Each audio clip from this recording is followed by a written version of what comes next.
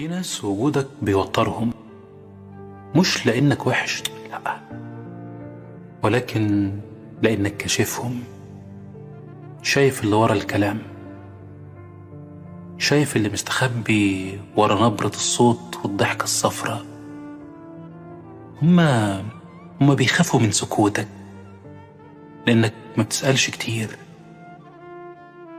ولكن علشان فاهمهم وفاهم كلامهم، علشان عينك بتلقط اللي غيرك بيعديه. طبعا